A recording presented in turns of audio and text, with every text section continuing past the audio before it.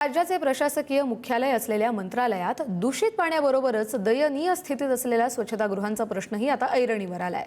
वारंवार तक्रार करूनही परिस्थिती जैसे थे असल्याने अधिकारी आणि कर्मचारी मूलभूत गरजांसाठी एकवटलेत।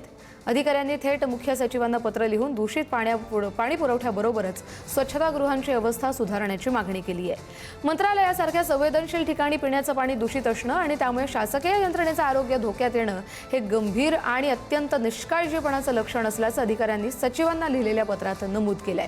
दूषित पाणी पुरवठ्याबाबत विविध संघटनांनी आवाज उठवलाय, परंतु कोणतेही समाधानकारक स्पष्टीकरण यंत्रणेकडून दिलं गेलं नसल्याची खंत या सचिवांना लिहिलेल्या पत्रात व्यक्त केली आहे।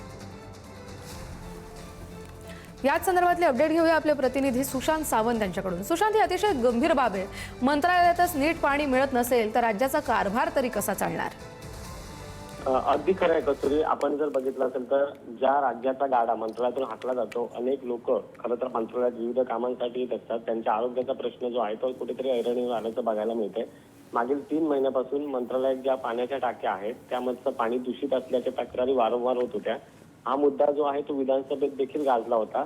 या संदर्भात विधानसभेतल्या काही आमदारांनी प्रश्न उपस्थित केला होता, त्यावर लवकरच तोडगा काढला जाईल असे आदेश देखील सभागृहात देण्यात आले।